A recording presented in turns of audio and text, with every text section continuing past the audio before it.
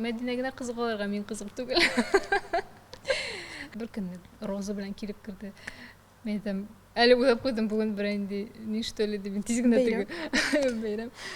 Нет, я просто купил. Әни белән бала арасындагы мөнәсәбәт үзелеррәк сыман инде. Серьезно, что ли? Это вот это что? Аларга кызык бит инде теге снимок анда индер бер топ шундый кара. Ул шундый әйбәт свидание. Кибеттең просто торганда бер кеше дә килми, анда әйтмиләр инде, болай йөртмиләр, моны кигертмиләр инде, менә шундый менә. Видеога төшерә дә миңа WhatsApp-тан җибәрә или видеозвонок. Шундый кызык моментлар булды инде.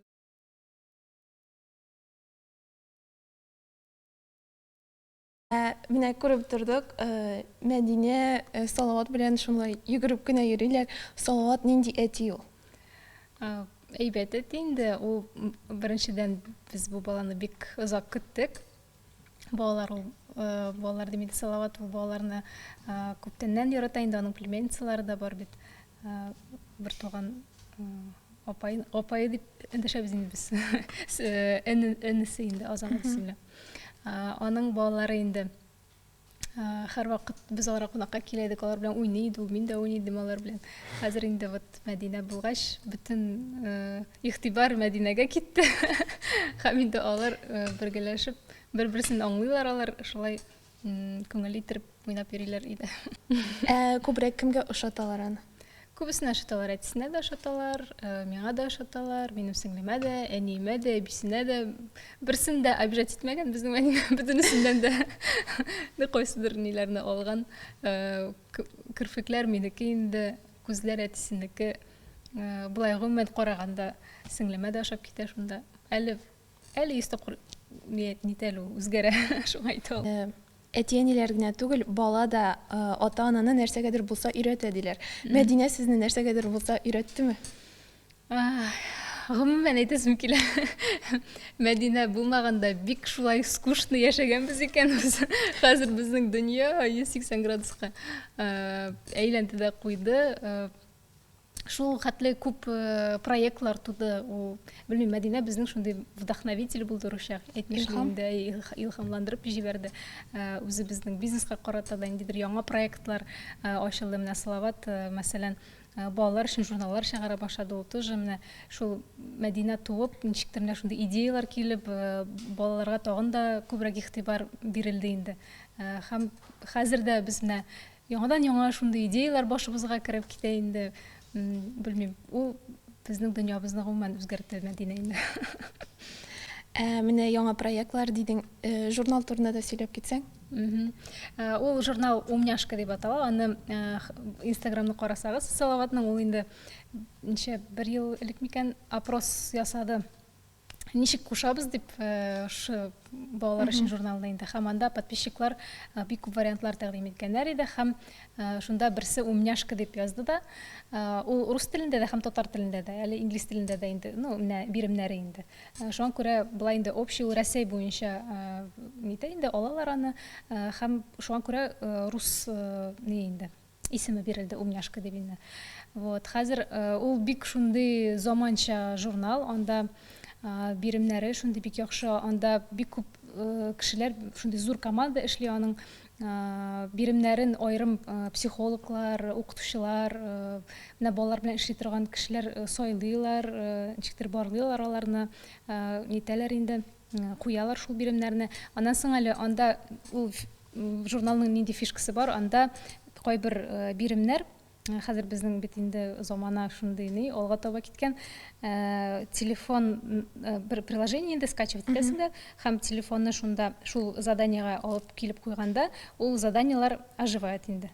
Һәм анда уже бала бит инде булай да телефонда һәрвакыт бит инде, монда ул телефонны ничектер файдалы иттереп куллана ала инде шул заданиега китереп, анда шул заданиедагы «Умняшка» герое сөйләп китә инде, шунда аңлата, шу хәреф турында, ни турында, бик кызык инде, аны менә күреп күрсәтергә кирәк. Күпме тираж белән чыга ул? Белмим, аларны әйтә алмыйм, мин теге бик бирелмим аларның ниләренә, бизнесларына инде, алар һәр көнне ул журнал өстендә эшлиләр. Тиражлар төгәл әйтә алмыйм, но бик күп инде менә хәзер Татарстанда инде хәзер күбесе аны яздырып алалар. Хәзер менә Рәсәй буенча инде тарала инде. Син үзеңнең Instagram битеңдә язылучыларның сорауларына җавап бирдең. Иң күп нинди сорауны бирәләр? Мәдинә турында инде. Мәдинә тугач, минем бик күп балалар турында сораулар. Сез аны кайчан садикка бирәсез? Мәдинә исеменең мәгънәсен, ни өчен Мәдинә дип сайладыгыз? Аннан соң уколлар ясаттыгызмы, прививкалар, барсын да ясаттыгызмы? Сез тешләрен лишиттегез дигәннәр, лишит иттегезме, кайда лишит иттегез? Шундый сораулар. Шундый, менә гомумән күбрәк шул бала турында. Нәрсәләр ашатасыз? Күбесенә бик кызык инде. Ничек мин аны, нәрсә белән мин аны ашатам, нәрсә мин аңа киенәм, кая киенәм, нәрсә бирәм, кая бардык, нишләдек. Бөтенесе дип инде күбесе көтеп торалар. Сторислар Мәдинә белән, Мәдинә туу белән. Хәзер Мәдинә генә кызыгаларга, мин кызык түгел. Менә син Мәдинәне Instagram битеңдә гел урнаштырып барасың. Биегәнендә ул шундый матур итеп көлә дә. Күстер дип куркмыйсыңмы? Шулай күбесе миңа бу сорауны бирә. Мин аны турында уйламыйм, дөресен әйткәндә. Мин просто үземнең шатлыклы моментларым белән подписчикларым белән бүлешәм. Һәм алар да үзләренең фикерләрен язалар. Анда кайберләрен үзеңә нитеп аласың, галочка куеп барасың. Аха, монда булай икән, монда тегеләй икән дип инде. Ниндидер киңәшләр бирәләр миңа. Менә төрле инде менә шул, даже менә шу теш давалау турында да мин опрос ясаган идем. Мин аны күрсәттем тешләре инде алдагы тешләре әзрәк бозылалар инде. Барып кайттык стоматологиягә, безгә иттеләр теге ни астында, наркоз астында лишиттеләр, бәләкәй балаларны инде. Бу бит булай аны интергә бирми, даваларга бирми. Һәм шундый опрос куйдым инде, нәрсә эшләргә? Мен әйтәм, наркозга да яткырасы килми ул баланы. Һәм тешләре дә ни бит инде, даваларга кирәк. Һәм анда менә шундый китте бәхәсләшү, юк, ясатмагыз, наркоз кирәк. Тегесе 50% юк ди, 50% әйе барыгыз дип без ясаттык, все нормально дип әйтә. Менә шулай мин подписчиклар белән аралашам, ниндидер үземә ниләр алам инде. Нишләттегез инде? Бер нәрсә эшләтмәдек. Наркоз булдымы, юкмы? Юк. Әле бармадык. Салаватка тагын әйләнеп кайтыйк. Сез аның белән бик озак очрашып йөрмәдегез дип беләм. Әйе. Без күбрәк эш буенча инде аралаштык. Клипларда шундый матур, романтик тарихлар сурәтләнә. Менә синең исеңдә калган иң матур, менә шундый иң күңелеңә яткан свидание. Свидание. Кайда һәм ничек булды ул? Свиданиялар бик күп булды инде безнең. Менә кайсы иң күңелеңә кереп калды? Белмим, ничектер алар барсы да шундый җылы. Без теге шундый актив тормыш алып баргач, безнең бит инде концерт, юл, концерт, банкет менә шулай. Теге без өйгә менә Мәдинә туганчы, без өйгә юкарыга гына кайтайык. Біз көне-төне эшлидек. Без или клип төшерәбез, или җыр яздырабыз, или концертта, или нәрсә, или интервью бирәбез. Өйгә кайтып кергәндә юк. Менә шул теге кирип йоклыйдык та иртән тагын чыгып китәйек. Менә шундый режим безнең. Һәм безгә просто ресторанга барып утыру тыныч кына. Ул шундый әйбәт свидание иде.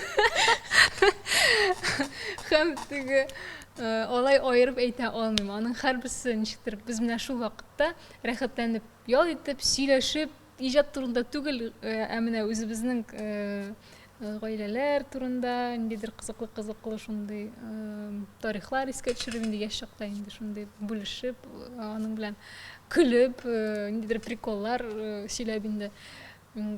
Шуларны менә белмим инде, шундый менә прогулкалар, рестораннарда утырып, киноларга бару, менә барсы да аларның шундый истә калган ниләр. Һәм хәзер дә без йөргәлибез шунда. Только Мәдинә белән. Салават сюрпризлар ясыймы сиңа? Сюрпризлар ясый инде, менә күптән түгел генә. Сюрприз дип инде ул менә теге сәбәбе булмаган чәчәкләр, мәсәлән, бүләк итәргә машты. Бер көнне роза белән килеп кирде. Мен әйтәм, әле уйлап куйдым, бүген бер инде ни что ли дип, тиз генә теге бәйрәм. Нет, я просто купил. Вот, ул бит шулай приятно. Менә шундый ниләре бар инде аның. Комплиментлар да күп ясый дип беләм. Комплиментка жәлләми сүзләрне һәрвакыт мине поддерживать итә. Һәрвакыт теге особенно ул менә белә ул шундый хитрый. Особенно мен теге нык арыган вакытта, психланган вакытта.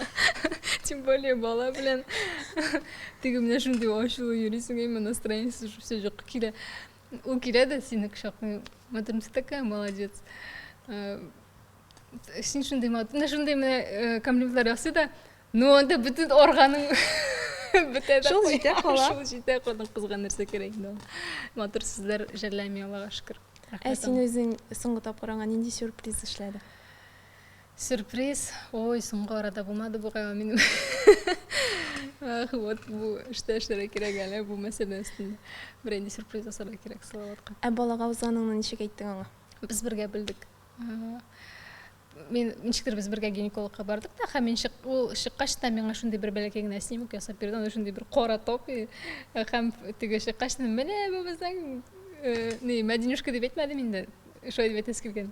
Безнең бәләкәчебез дип инде шунда. Серьезно, что ли? Это вот это что ли? Аларга кызык бит инде теге снимок, анда бер топ шундый кара. И вот шулай бергә белдек. Менә шул хәтердә минем шул момент, ничек мен ишекне ачып чыктым да, ул анда утыра коридорда көтеп. Һәм шул снимкны күрсәткәч караганны инде. Шул истә кала. Үзем тапмадым, минем кесарево сечение булды безнең. Уже плановый иде инде. Ләкин анда да Салават ул нидә минем палатада көтеп торды инде. Аңа баланы чыгардылар, бирделәр һәм анда мен 2 сәгать ял иттем, нидән соң инде бала тугач. Ул 2 сәгать бала белән анда палатада утырды. Иң беренче ул 2 сәгать анда теганы төреп алып керделәр. Мен 2нче этажда ятам, ял итеп, телефон кулда тоже. Аңарда телефон тоже бар бит инде. Теге видеога төшерә дә миңа WhatsApp-тан җибәрә или видео звонок. Шундай кызык моментлар булды инде безнең. Шуңа күрә әтисе кызы дип әйтәм. Берничә ел элек син шундый пост язган булгансың.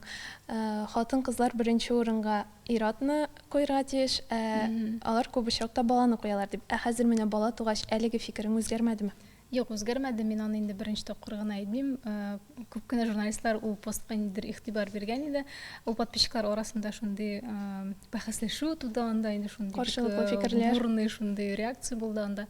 Менә бала табып кара әле, фикерең икенче булыр дип. Юк, минем алай фикерем үзгәрмәде. Мин аны үз әти-әниләребездән чыгып әйтәм, менә нинди гаиләдә мин үстем. Безнең һәрвакыт әтиләр, алар булды беренче урында. Ул андый фикер түгел иде, теге балаң туды да, все, аны теге нидер соң урынга куй дигән фикер түгел иде ул. Ирләрне онытмаска кирәк бала тугачтында дигән фикер.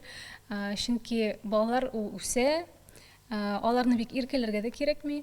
Ату беләм мин шундый танышлар арасында теге бик нык иркәләп балаларны, һаман сайын теге үскән сайын алар инде хәзер зур-зур иратлар, һаман аның киен килеп йөриләр, һаман әни кирәк, монысына да булышырга әни кирәк. Ул инде буйга җиткән уже мужик дисәң дә була инде.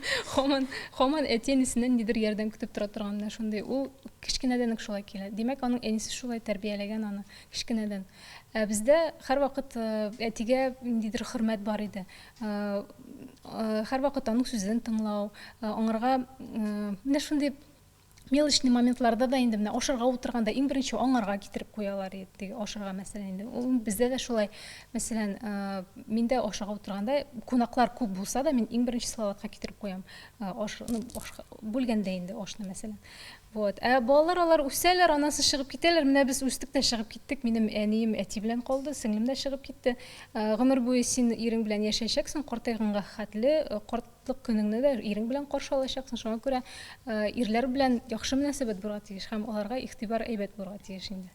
Шулай дип уйлыйм. Ләкин мин моны үз ниемнән чыгып әйтәм, үз гаиләмнән һәм үз ирем белән мөнәсәбәтләрдән чыгып инде. Барсы да минем кебек түгел, минем кебек уйламый. Без бөтенбез дә ничек дип әйтим инде. Күп төрле кешеләр, төрле уйлар белән, һәрберсенең ире дә минем Салават кебек түгел. Теге мин мактанып әйтмим, чөнки төрле ирләр була. яхшы ирдәлегә, миңа менә яхшы селекте, Аллага шөкер. Әтиәннәренә рәхмәт. Кайбер кешегә менә шулай ләгә инде, ну, әзрәк теге хатын-кызга хөрмәт булмаган ирләр дә була инде. Анда әйе, киресенчә инде фикерләр үзгәрә башлый. Вот шуңа бу минем үз синеемнән чыгып әйткән фикер иде. Син азрак бу темага кагылып үттең. Тулысынча ачыклык кертик. Бала тәрбияләгәндә нәрсәгә таянасың? Нинди, бәлки үзеңнең генә берәр нинди кануннарың бардыр? Юк, алай теге канунлар. Менә мине ничек әниләр, әти-әниләр, әби-бабалар безне ничек тәрбияләде, мин дә алардан теге үрнәк алып кайберләрен инде. Әйе, кайбер җирдә мин теге заманчарак карыйм инде тәрбияләгәндә. Ләкин күбесенчә ул теге классика дип әйтик инде. Ничек безне тәрбияләгәннәр, ничек безнең белән сөйләшкәннәр, нәрсә безгә өйрәткәннәр, шулай ук мин дә кызым белән аралашам, нитәм, уйныйм, нәрсәдер аңлатам, шуны аңлаткан булам. Вот, болай, Аллага шөкер, алай нормально бара бугай. Менә няня бала караучы алырга теләгегез юкмы? Андый фикерегез? Беләсезме, няня кирәк дигән уй безнең менә соңгы көннәрдә ул килә башлады, чөнки безнең бит үз эшебездә бар, теге бизнес дип әйтик, һәрберебезнең әле. Бер генә дә түгел. Иҗат та бар. И минем өстемдә аны бит инде чисталыкта тора кирәк, ашарга да пешерә тигезебез. Һәм баланы да карар кирәк. Бала ул аның хәзер шундый возраст, ул 90%, 80% вакытын ала торган. Ул аның хәзер шундый вакыт, аны 1 минутка да калдырып булмый. Менә бурыласың айма, ул анда обязательно бер нәрсә теге карап тормасаң, беренсе китереп төшерә или нәрсәләр тарта, менә шундый аның возраст хәзер шундый. Игътибар үзәгендә булырга кирәк. Әйе, шуңа кайбер ниләрне эшли алмыйсың, психаны бетәсең, вакытың җитми, аны или ул капризничать итә, или аның йокысы килә, или нәрсә. Юлда да һәрвакыт аның белән йөреп булмый. Ул ара, аның уйныйсы килә, аңарга скучно була башлый. Ул нитә, һәрвакыт миңа теге әни теге миннән нәрсәдер инде требует, короче, внимание, игътибар. Шуңа күрә бу көннәрдә шулай уйлап утырган идек. Нянька кирәк дип инде. Ләкин минем ышаныч юк. Чит кешегә ышаныч юк. Менә белмим инде, баланы ниндидер белмәгән хатын-кыз белән калдыру минем өчен ниндидер бер зур испытание кебек. Шуңа күрә мин теге танышлар арасыннан да инде каралгыштыргаладым инде. Әлегә вот бер нинди нигә дә килмәдем әле фикергә. Ләкин няня кирәк дигән фикер миндә вот бар. Ул кирәк тә безгә, ләкин белән ничектер решиться кирәк. Әйе, күп кенә ата-аналар бит кыюлык таба алмыйлар. Башка кеше тәрбиясенә бирү ул балаңны ниндидер аңа карата салкынлык күрсәтү кебек кабул итәләр. Әйе, мин үзем дә шулай, ниндидер как будто бы ниндидер пробел булыр сыман тәрбияләүдә инде. Именно менә шул мөнәсәбәт әни белән бала арасындагы мөнәсәбәт үзелеррәк сыман инде. Шуны не хочу допускать нарушать мышле. Ширәтем килми анда берне. Менә бу ел үзенчәлекле ел булды. Карантинда яттык. Артистлар өчен бу бигрәк тә бик авыр сизелгәндер. Нинди үзгәрешләр булды, нәрсәләр эшләдегез?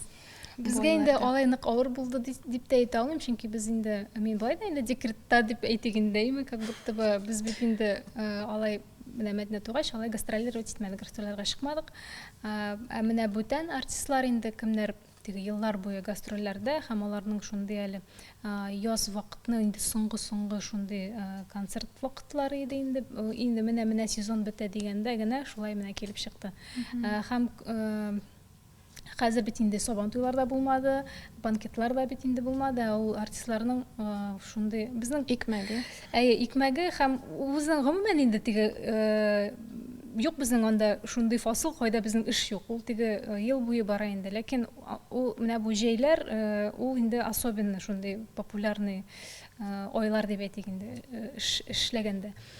Һәм күбесе депрессиягә бирелде дип ишеттем. Кайсы именно артистларны белмим, алай инде теге просто танышлар арасында менә кемнәр аралаша, күбесе депрессиягә бирелде дип инде сөйләгәннәр иде. Ләкин безнең алай булмады, чөнки һаман инде әйтәм, менә безнең үз направлениеләребез бар әле иҗаттан башка. Мин борчылдым үземнең кызларым өчен, мин дә эшләгән кызларым өчен сатучылар, чөнки минем 3 шәһәрдә 3 кибетем һәм анда берничә сатучылар инде, алар бер ничек дип әйтим инде, уртача гына бер команда һәм аларны мин эш белән тәэмин итеп тәэмин итәргә тиеш име, чөнки кибетләр ябылды, сәүдә үзәкләре һәм 2 атна самоизоляциядә утыргач инде әзрәк итеп алдык та без күчтек онлайн форматка. Онлайн форматны бик нык күтәрдек без, ул самоизоляция ничектер безгә булышты да сыман инде ул яктан. Ничектер менә булган пробелларны без анда бетердек онлайн форматта эшләүнең инде бик яхшы эшләдек, чөнки ул туры килде ураза аена. Безнең шундый товар, аны бүләк итеп тә була, аны теге киеп тә бит инде үзең киенәсең дә килә матур иттереп. Бәйрәмдә шуңа күрә бик күп сораучылар булды һәм онлайн форматта без бик яхшы эшләдек. Һәм күбесе менә кибетләр арасында без менә аралашабыз бит инде кызлар белән, кемнәрнең шулай ук кием тигә торган, дизайнерлар ниләр белән аралашабыз. Самоизоляция вакытында сату гел күтәрелеп китте димә, шул онлайн форматта кемнәр инде кешеләрен куйган, аларның барысы да яхшы булды. Безнең дә шулай ук һәм безнең кызларыбыз да эшле булды инде. Шунда офиста утырып теге почталарны җибәреп, безнең Россия буенча инде җибәрелә, доставкалар шәһәр буенча ясап, просто самовывоз белән инде эшләдек. Вот барысы да алай тигән ни булды. Яхшы булды. Кайбер сәүдә үзәкләре аренданы барыбер сорадылар, без анда эшләмәсәк тә. Кайберләр гомумән сорамады, алар менә молодцы инде, ничектер каршы, безгә ничек дип әйтим инде, булыштылар ул планда инде. Кайберләре 50% аренда сорадылар, яисә 100% сорадылар инде. Ул бит тоже авыр, эшләмичә синең кибетең просто торганда бер кеше дә килми, анда ни товарын алып булмый, анда кереп, ни нәрсә китеп тә булмый сәүдә үзәгеннән, чөнки синең договор төзелгән. Вот, гомумән сәүдә үзәкләренә керергә бик авыр, керергә анда керер өчен инде. Һәм чыгып китәргә дә бик авыр икән. Дождь начался, что ли? Я думаю, что-то везли. Нормально? Дождь. Ничего себе. Ладно, Яра. Мы можем сказать то, что здесь дождик начался. Артистларга кагылып үттек, күбесе сетевой бизнеска кирип киттеләр. Һәм менә бүген үзенең шәхси битендә Гөлназ Сафарова аларга карата тискәре мөнәсәбәттә булуында әйтеп үтте. Син менә әлеге шөгыльгә чыгарсың. Шундыйрак фикерне мин үзем дә язган идем. Чөнки чыннан да шундый туйдырды ул сообщениялар. Көненә бер 5-6 сообщения точно килә. Менә вы известная личность, у вас будут такие супер продажи дип, аның һәрберсенең тексты нирәк инде, һәрберсенә одинаковыйрак. Һәм миңа да ул туйдырды, мин аны бер тапкыр язган идем инде. Менә бу Greenway дигән сетевой бик туйдырды инде. НЛ. Юк, кемнең эшлисе килә, кемнең теләге бар, пожалуйста, эшләсен. Минем былай да эшем күп. Теге иҗатта, ни дә, бала да, үземнең направлениедә һәм әле тагын шул сетевой белән заниматься да башlasаң, вообще минем вакытым калмаячак. Һәм минем теләгем дә юк аны.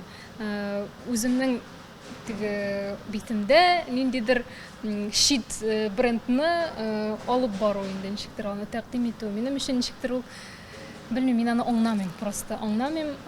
Белмим, ничек шулай күтәрелеп китте ул сетевой бизнес соңгы вакытта. Теге Сафарова әйтмешли, Гөлназ Сафарова әйтмешли, чәчәк ата именно менә шу кризис вакытында шу сетевойлар инде.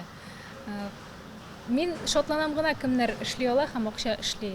Без үзебезнең коллегалар арасында инде. Аблай үзем мин анда кирип шулай эшләмәячәкмен һәм теләгем дә юк. Син үзеңнең шәхси битеңә рекламаны еш урнаштырасың. Һәм алар нинди реклама үзеңдә сыналган яисә акча түләнгән булган? Күбесе инде без күптәннән эшләгән партнерлар, кайбер брендта мин амбассадор буларак та инде эшлибез без. Мәсәлән, косметикаларга килсәк, мин Камали компаниясенең амбассадоры булып барам инде. Һәм әйе, дөрес әйтәсез, мин үзем кулланган әйберне генә һәм миңа ошаган әйберне генә мин үземнең подписчикларга тәкъдим итәм. Мин бер кайчан да үзем кулланмаган, бер тапкырда аны сибеп карамаган, нитеп карамаган әйберне берничек тә аны тәкъдим итә алмыйм. Мин аны күбесе миңа язалар, вот у нас халяль косметика, шундый дигәндәй состав, можно мы мы вам подарим набор дегенде, а вы там сделаете рекламу. Я говорю, как вы думаете, вот вы мне подарите, я говорю, я буду рекламировать, когда я его еще даже не попробовала. Мен там, ну просто вот логически подумайте, ничек мин аны үземнең подписчикларга сөйләргә һәм әйтергә тиеш алыгыз дип. Кайчан мин аны бер кайчан да сөртмәдем дә, итмәдем дә, карамадым. Ләкин күбесе шулай эшли. Бәлки шулай эшлидер. Мин Инстаграмда теге акча эшлим дип әйтә алмыйм. Мин анда акча эшләсәм дә, ул кергән акчаны мин шундук мохтаҗларга, яисә менә бу бик ширләгән, авыр ширләр белән ширләгән балаларга без Салават белән шулай күчереп барабыз. Алар бик күп шулай көненә бер 10-шар сообщение килә, шушы балага сбор бара, шушы балага сбор бара, кайдадыр пожар булган, кайдадыр нәрсә, менә шундый ниләргә без булышырга тырышабыз. Чөнки мин булай да акчаны Аллага шөкер әйбәт эшлим. Мин Инстаграмга теге бәйләнмәгән, ул рекламага тоже бәйләнмәгән, теге миңа реклама кирәк дип бөтен өстеннән анда эзләп йөрмим. Тәкъдимләр без менә күп еллар эшләгән инде шул Камали белән күбесенчә эшлим мин. Тагын менә Зарина Бабаджанова, ну безнең инде гаилә дизайнеры инде гомумән. Ул теге яңа кием, яңа линия чыгарган саен мин аңа килеп, башта үзем киенәм, аннан соң үземнең подписчикларга тәкъдим итәм. Һәм күбесе анда клиентларның минем подписчиклар арасында бар инде. Һәм Зарина да әйтә инде, "Гүзәлем, вас так любят, что вы показываете, то и приходят, говорит, покупают дип әйтә инде Зарина." Вот, мин аның өчен бик шат. Шул әйтәм, мин үземә ошаган әйберне генә тәкъдим итәм Инстаграмда. Иҗатыңа әйләнеп кайтыйк. 2 ай элек сезнең клибыгыз чыкты, "Җаным җанашым" дип атала. Сезнең бар клиплар да үзенең ниндидер креатив, үзенчәлекле булулары белән аерылып торалар. Кайдан килә ул шундый идеялар? Кем уйлап таба? Салават инде безнең генератор идей. Менә шулай инде аның әле хәзердән без әзерлек эшләре бара. Минем яңа җырыма "Бас әле" дигән җыр чыкты һәм аңарга без клип төшерәчәкбез менә 2нче атнага инде.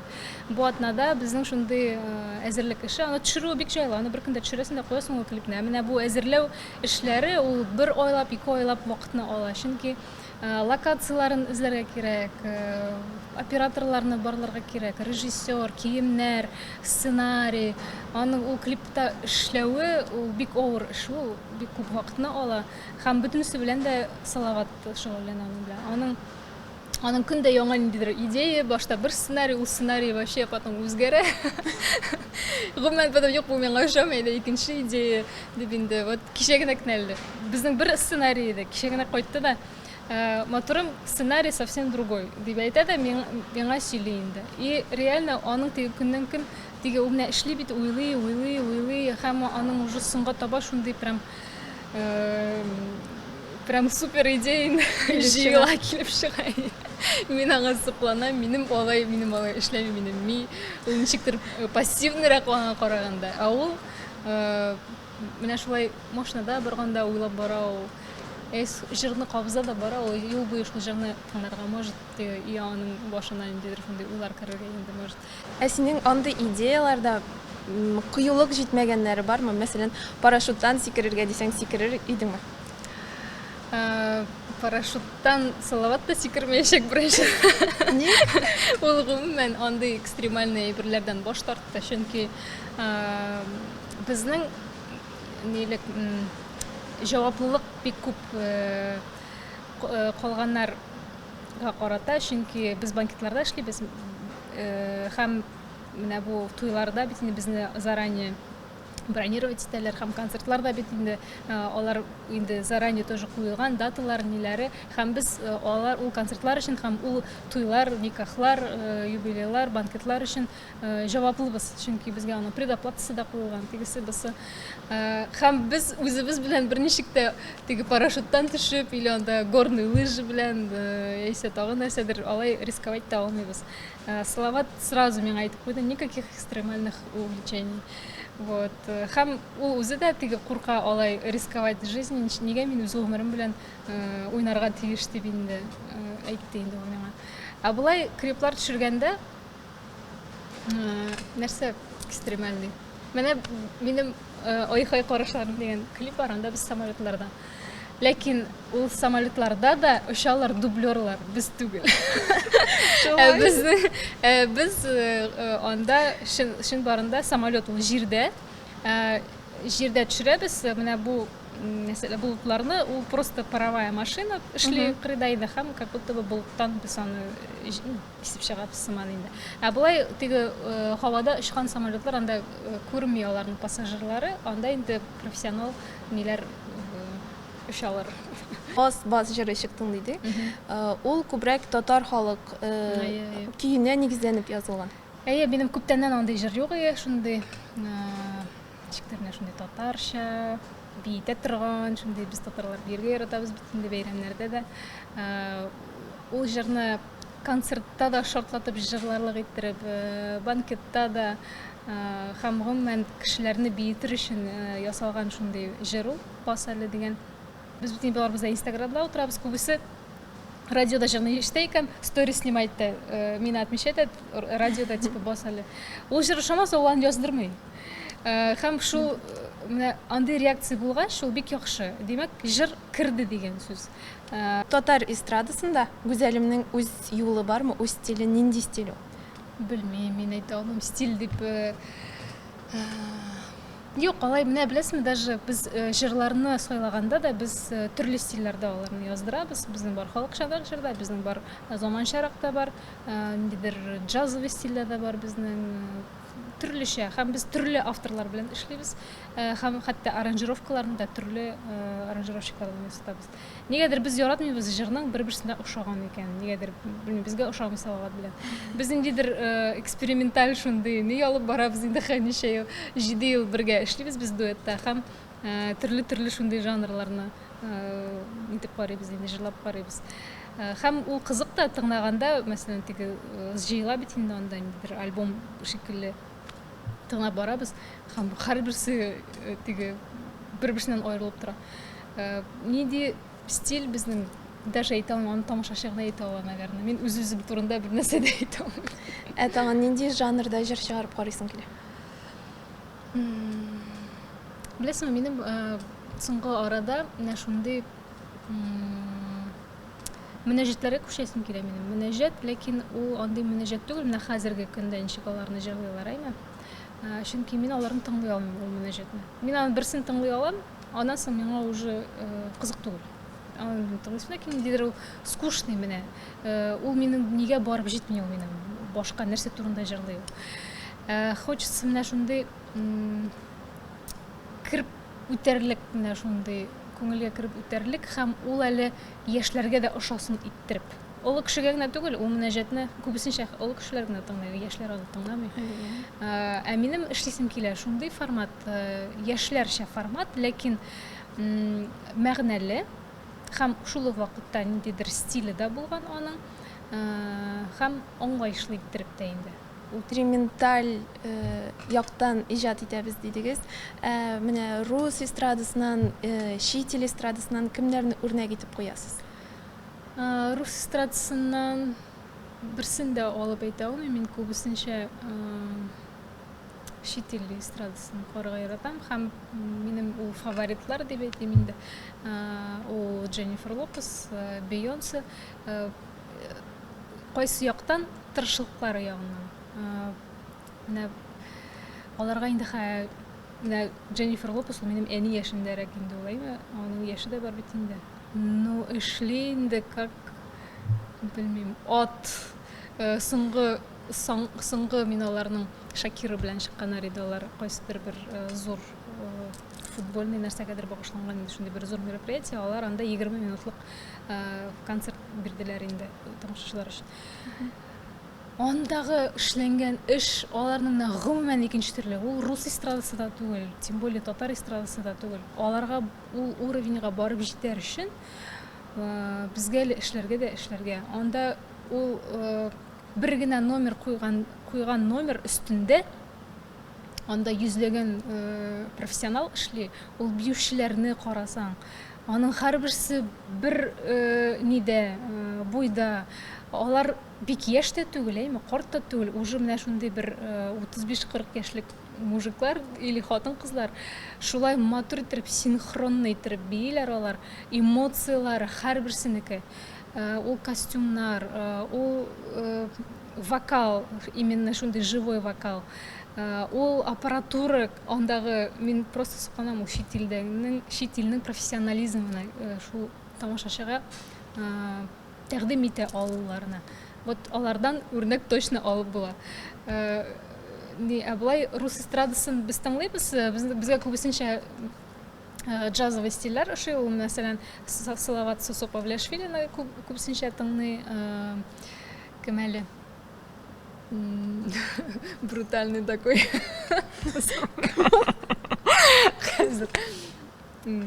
Алексей Чумаков бар әле безнең шулай ук концертларны только живой инструментал белән һәм живой вокал белән куя торган артист.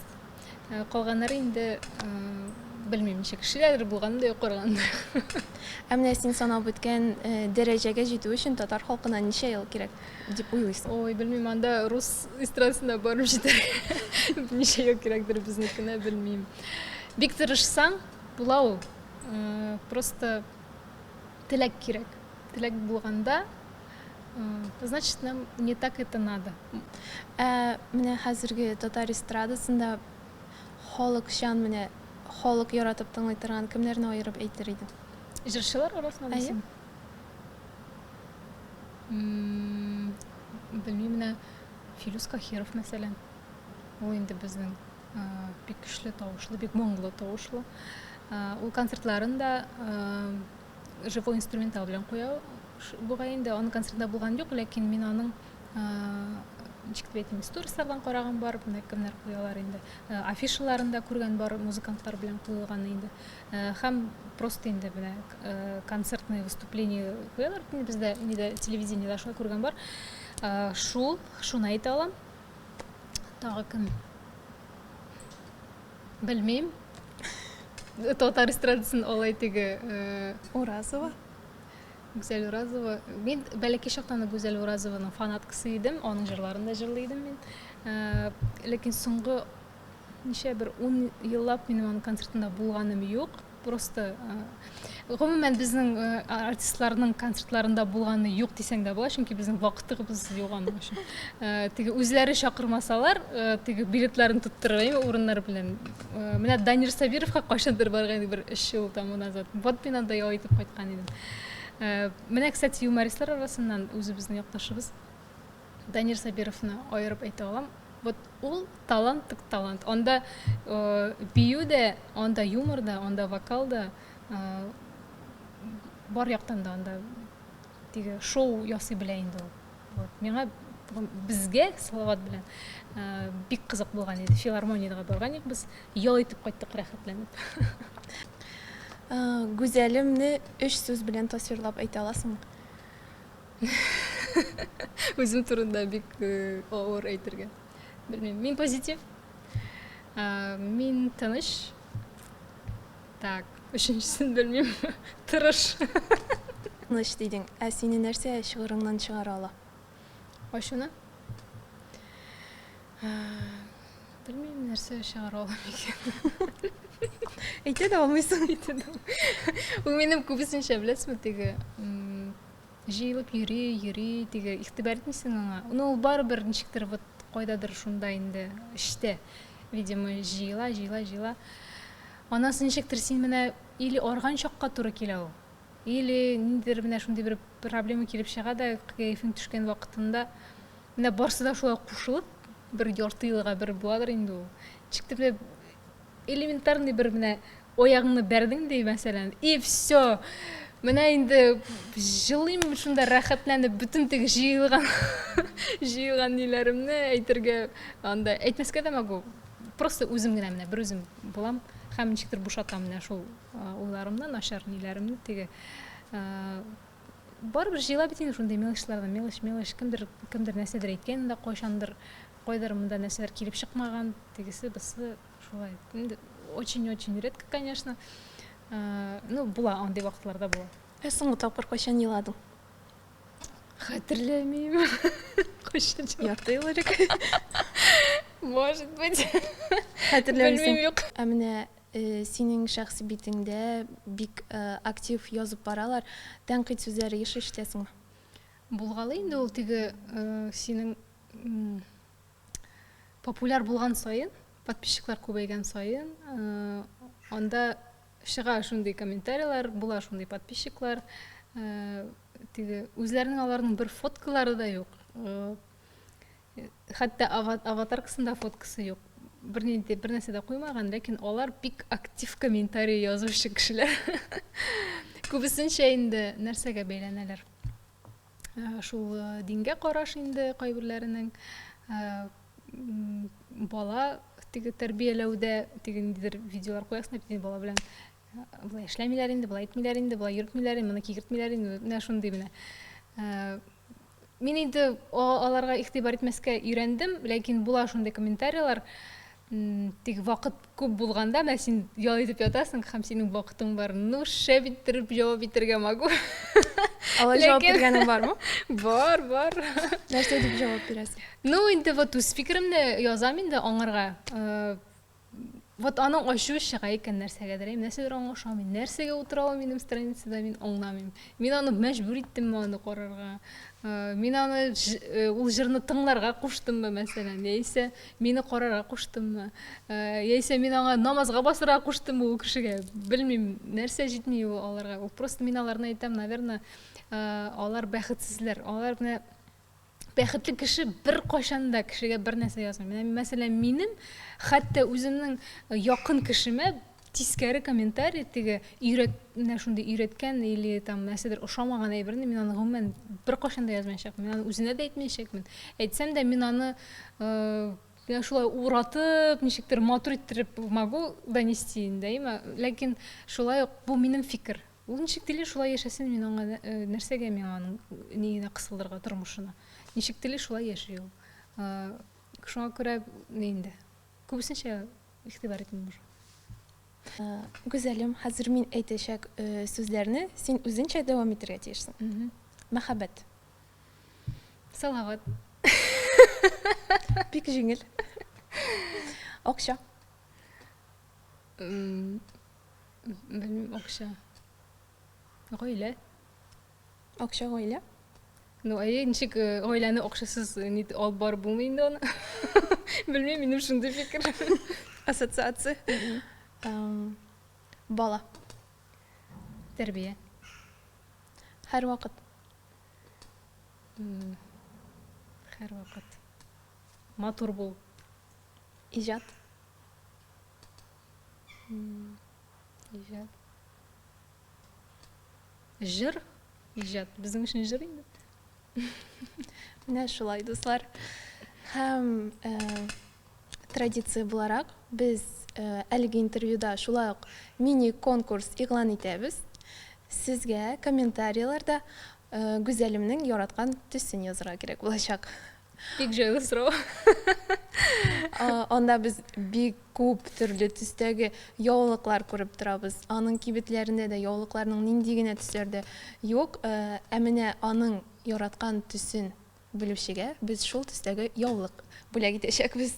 Шуңа күрә, дуслар, катнашыгыз, языгыз. Безне караганыгыз, безнең белән булганыгыз өчен зур рәхмәт. Гүзәлем, сиңа шундый ачык, мөлаем, шундый әңгәмәдәш булуың өчен бик зур рәхмәт әйтәсем килә. Сезгә бик зур рәхмәт. Чакырганыгыз өчен. Иҗатыгызда зур уңышлар теләп калабыз. Рәхмәт сезгә, рәхмәт подписчикларыгызга, рәхмәт караучыларга. Барыгызга да уңышлар, яхшы кәеф телибез. Сәламәтлек.